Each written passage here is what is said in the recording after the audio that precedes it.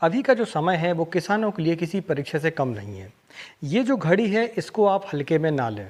अभी का जो समय है वो इतना कठिन है कि यदि इस समय पर किसान संभला तो ठीक है, और नहीं तो आने वाला जो समय है किसाने के लिए किसी नर्क से कम नहीं होगा। वो इसलिए क्योंकि हम जो उत्पादन कर रहे हैं उसके हमें दाम नहीं मिल पा रहे हैं, लेकिन हम जो खरीद कर ला रहे हैं, यानी खाद कहें, बीज कहें, जो भी जहाँ भी हम पैसा लगाते हैं, जहाँ हम पैसा इन्वेस्ट करते हैं, उन सभी चीज़ों के दाम बढ़ चुके हैं। कीटनाशकों के दाम बढ़ते चले जा रहे हैं और उसके साथ साथ उनके रिजल्ट भी हमें नहीं मिल पा रहे हैं। कई कंपनियों के प्रोडक्ट तो काम ही नहीं कर रहे हैं। खाद का जो रिजल्ट मिलना चाहिए हमें, वाटर सॉल्युबल खाद का, उसका भी रिजल्ट अभी के समय पर नहीं मिल पा रहा है। हमने जब खेती स्टार्ट की थी उस समय पर प्रति एकड़ अगर हम 2 किलो भी वाटर सॉल्युबल खाद डालते थे तो उसके हमें बहुत ही बढ़िया रिजल्ट मिलते थे, लेकिन वही खाद को हम अभी के समय पर 5 किलो भी डाल रहे हैं तो भी हमें उतने रिजल्ट नहीं मिल पा रहे हैं।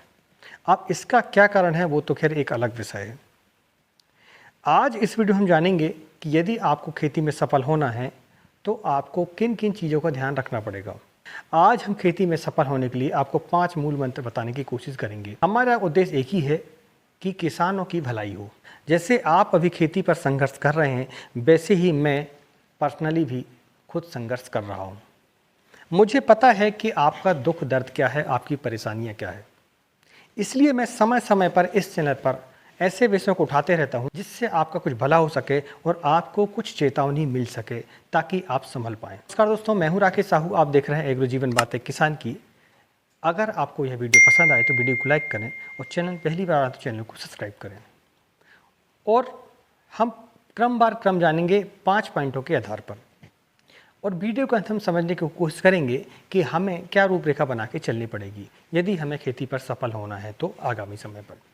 सबसे पहला पॉइंट है दोस्तों, फसल का चुनाव। फसल का जो चुनाव है आपको बड़ी होशियारी से करना पड़ेगा। अभी के समय पर जो दिखता है वो होता नहीं है, और जो होता है वो दिखता नहीं है। टमाटर के जो रेट अभी देखने को मिले थे वो रेट जो है वो अलग रेट थे। उनको देखकर खेती हम नहीं कर सकते और ना ही उतने रेट मिल सकते। एक जो निश्चित दाम होने चाहिए उनको देखकर हमें खेती करनी चाहिए। यदि आपके मन में कन्फ्यूजन है कि हमें कब कौन सी फसल कितनी मात्रा पर लगानी चाहिए तो उसके लिए मेरे पास एक फार्मूला है, आप चाहें तो उसका उपयोग कर सकते हैं। वो है दोस्तों 30-20-20-30। ये अनुपात रहेगा। अब उसमें क्या रहेगा, 30% आपको ऐसी फसलें लेनी हैं जो कि आपको बड़े अच्छे तरीके से करके आती है।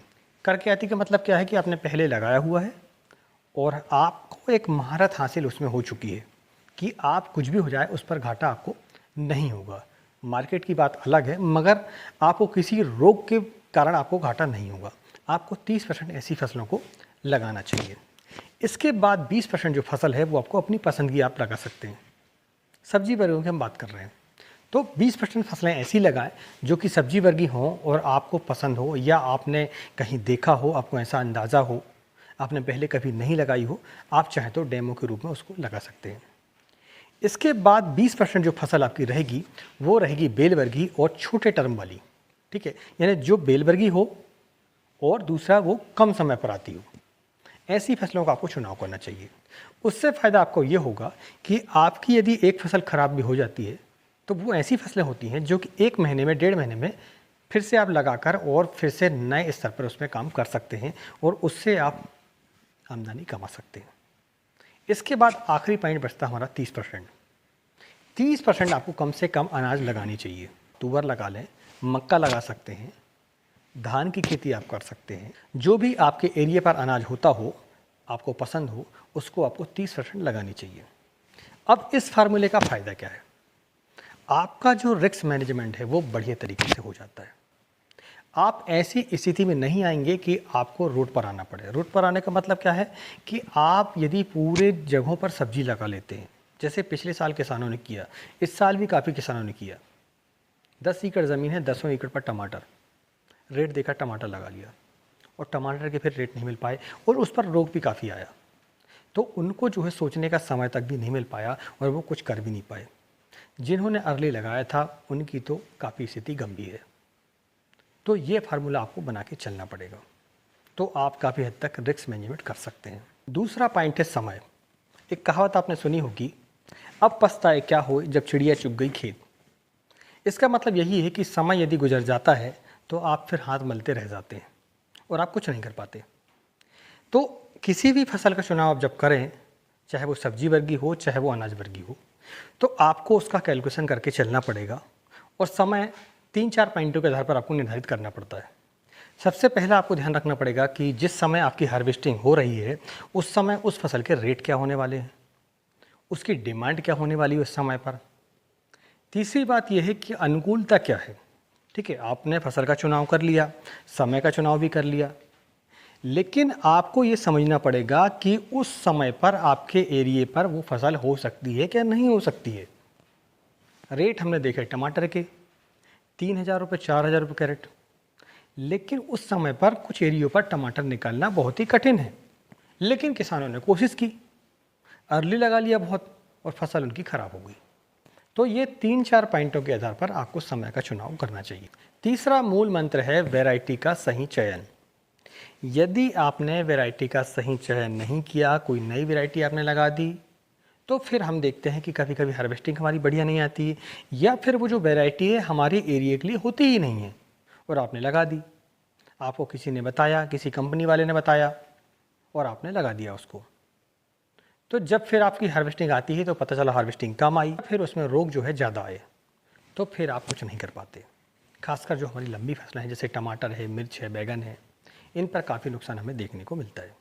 तो उसके लिए हमें एक फार्मूला ध्यान रखना होगा।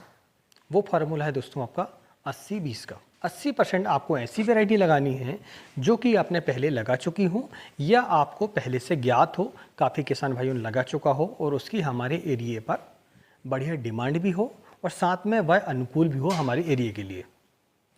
20% ऐसी वैरायटी का आप चयन कर सकते हैं जो कि आपने पहले कभी नहीं लगाई है, कंपनी का नया लॉन्च हो कोई सीड, उसको आप लगा सकते हैं।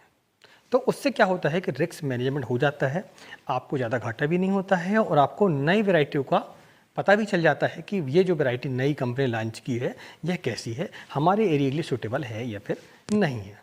और दोनों फिर फसल जो है आपकी, ठीक है, 80% जो आपने लगाया है पुरानी वैरायटी और 20% जो आपने नई वैरायटी लगाई, उसका दोनों का जो है आपको तुलनात्मक अध्ययन भी हो जाता है। चौथा और महत्वपूर्ण पॉइंट है वो है दोस्तों खाद और रोग प्रबंधन।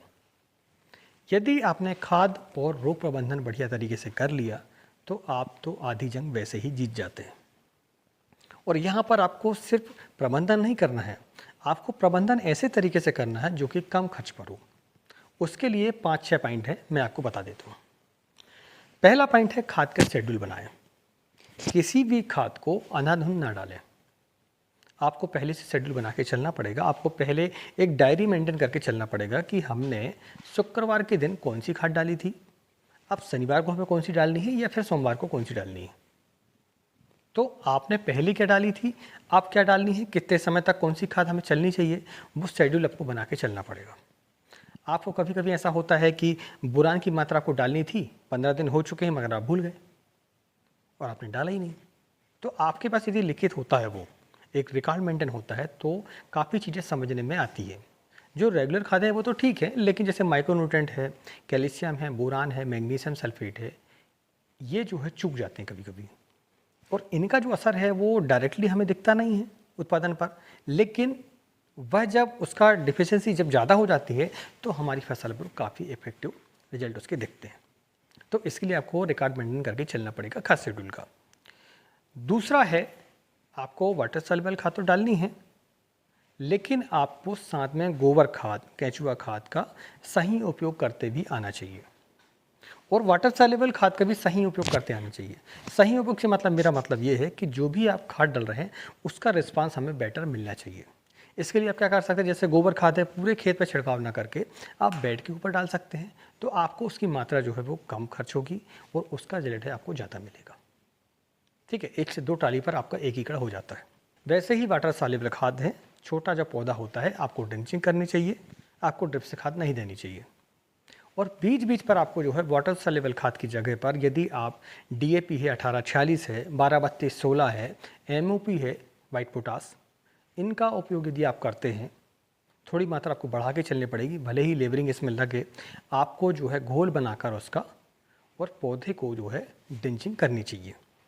तो उससे कम पैसे पर आपको ज़्यादा रिजल्ट देखने को मिलते हैं। यदि आपको 1261, 5234, 1340, 13 045 इनका विकल्प चाहिए यदि आपको दानेदार खाद में, तो आप हमें कमेंट के माध्यम से लिखें ताकि हम जो है अगला वीडियो उसका बना दें। तीसरा है इसमें कम खर्च पर ज़्यादा उत्पादन। कम खर्च पर ज़्यादा उत्पादन के लिए आपको वही करना होगा, क्योंकि वाटर सॉल्युबल खाद जो है बहुत ही महंगी है। आपको ऐसे विकल्प खोजने होंगे जिससे कि आप जो पैसा खर्च कर रहे हैं, आप जो खाद डाल रहे हैं, उसके कम पैसे पर ज़्यादा आपको रिजल्ट मिल सके। ऐसे यंत्रों का आपको उपयोग करना पड़ेगा कि आपका जो स्प्रे है वो प्रॉपर हो सके, मतलब उसका जो कवरेज है वो अच्छा हो सके। तो उसके लिए आपको ऐसे यंत्रों का उपयोग करना पड़ेगा जो कि प्रॉपर तरीके से पूरा कवरेज दे पाएँ। इससे आप जो कीटनाशक डालते हैं, जो महंगे महंगे फंगीसाइड डालते हैं, उनके रिजल्ट आपको अच्छे मिलते हैं। और अगर वो अच्छे मिलेंगे तो आपको बार बार स्प्रे करने की झंझट नहीं रहती है। तो स्प्रे आप 4 दिनों में करने वाले हैं, वही स्प्रे को आप 6 दिन 7 दिन में कर सकते हैं। पांचवा और अंतिम पॉइंट है लेखा जोखा रखना। दोस्तों, किसी भी बिजनेस का यही रूल है कि आपको एक एक पाई पाई का हिसाब आपको पता होना चाहिए। आपने कौन सी खाद डाली और कितने की डाली, आपने कौन सा कीटनाशक डाला कितने का डाला, आपने लेबर खर्च कितना किया, आपने और जो अन्य खर्च किए वो कितने किए, और आपको जो आमदनी आई वो क्या है, उसका मैनेजमेंट आपको करके चलना पड़ेगा, वो भी फसल बाई फसल। कुछ फसलें ऐसी होती हैं जो पैसा ज़्यादा देती हैं मगर वो खर्चा भी हमसे ज़्यादा मांगती हैं। जैसे टमाटर, पैसा आता है हमारे पास में लेकिन उसका जो खर्च है वो अन्य फसलों से जाता है। तो आपको वो एक समझने में आसानी होती है कि हमें कौन सी फसल लगानी चाहिए। कुछ फसलें ऐसी होती हैं जो कम समय पर आती हैं और उत्पादन भी अच्छा देती हैं, भले ही उनके रेट कम मिलते हैं मगर वो हमें पैसा ज़्यादा छोड़ के जाती हैं क्योंकि समय कम रहता है। तो यदि आप फसल बाई फसल रिकॉर्ड उसका रखेंगे, और एक रिकॉर्ड और रख सकते हैं आप कि आपने जो साल भर फसल बेची है उसके कब किस फसल के क्या रेट रहे, तो मार्केट को आपको समझने में आसानी होगी। तो आप जो है नेक्स्ट ईयर जब खेती करेंगे तो आपको एक समय का अंदाज़ा हो जाता है, फसल का भी अंदाज़ा हो जाता है कि आपको कौन सी फसल लगानी चाहिए ताकि हमारी जो आमदनी है वो ज़्यादा हो सके। तो इन पॉइंटों के आधार पर आप जो है खेती यदि करते हैं तो मैं मानता हूँ कि आपको घाटा होने के चांस बहुत ही कम रहते हैं। दोस्तों, ये जानकारी आपको कैसी लगी प्लीज़ हमें कमेंट करके ज़रूर बताएं, और यदि यह सलाह सुझाव आपको अच्छा लगा हो तो वीडियो को लाइक करें। आगामी समय पर टमाटर का भविष्य क्या हो सकता है, उससे क्या रेट हो सकते हैं, उसकी आपको जानकारी चाहिए तो इस वीडियो पर क्लिक कर सकते हैं। और यदि अर्ली ब्लाइट लेट ब्लाइट के बारे में कोई जानकारी चाहिए तो आप इस वीडियो पर क्लिक करके जानकारी ले सकते हैं। मिलते हैं एक नए वीडियो में एक नई जानकारी के साथ, तब तक के लिए नमस्कार। जय हिंद, जय किसान, जय जवान।